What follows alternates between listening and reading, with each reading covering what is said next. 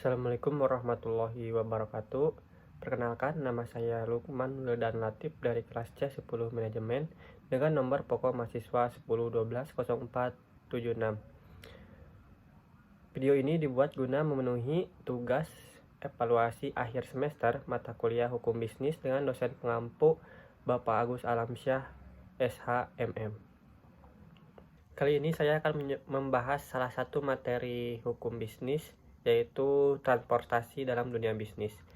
Terdapat 5 subpoin dalam materi ini. Yang pertama yaitu pengertian transportasi atau pengangkutan. Yang kedua, fungsi dan tujuan pengangkutan. Yang ketiga, subjek dan objek hukum dalam pengangkutan. Dan yang keempat, prinsip tanggung jawab pengangkut. Yang kelima, berakhirnya perjanjian pengangkutan. Nah, untuk yang pertama, pengertian transportasi atau pengangkutan. Transportasi atau pengangkutan dapat diartikan sebagai pemindahan barang dan manusia dari tempat asal ke tempat tujuan. Nah, menurut Abdul Qadir Muhammad, pengangkutan meliputi pengangkutan sebagai usaha.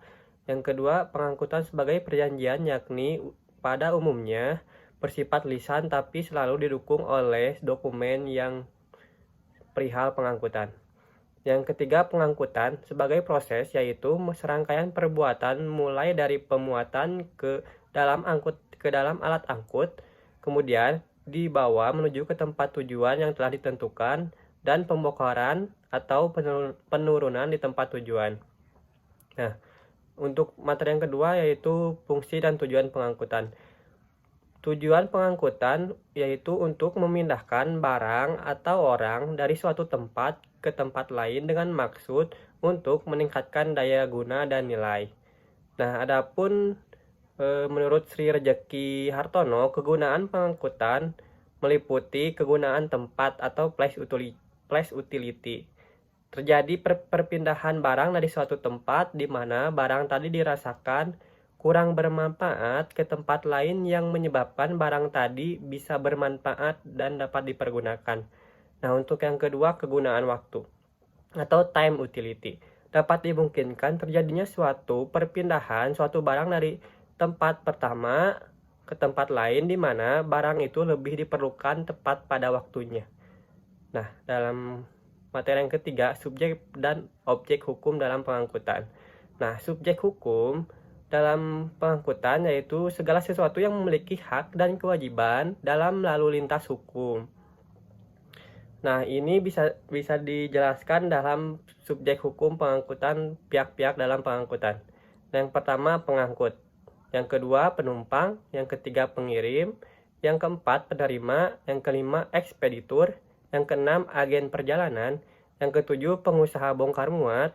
Yang kedelapan, pengusaha pergudangan. Nah, adapun objek hukum pengangkutan tersebut dapat diuraikan. Yang pertama, barang muatan adalah barang yang sah dilindungi oleh undang-undang. Yang kedua, alat pengangkut, alat yang digunakan untuk mengangkut barang atau penumpang. Misalnya seperti kapal, kereta api, bus, mobil barang, atau pesawat. Nah, adapun biaya pengangkutan, sejumlah uang yang harus dibayarkan kepada pengangkut atas jasanya yang telah mengangkut barang atau penumpang.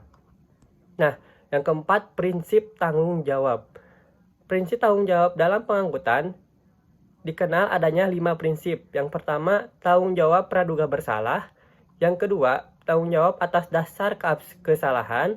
Yang ketiga, tanggung jawab pengangkut mutlak. Yang keempat, pembatasan tanggung jawab pengangkut. Yang kelima, presumption of non-liability. Nah, yang untuk materi yang terakhir, berakhirnya perjanjian pengangkutan.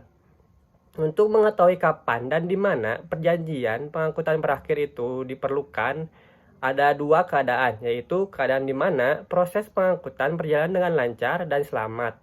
Maka perbuatan yang dijadikan ukuran berakhirnya perjanjian pengangkutan adalah pada saat penyerahan dan pembayaran yang telah disepakati. Yang kedua, di mana terjadi peristiwa menimbulkan kerugian, maka perbuatan yang dijadikan ukuran berakhirnya perjanjian pengangkutan adalah pada saat pemberesan kewajiban membayar ganti rugi.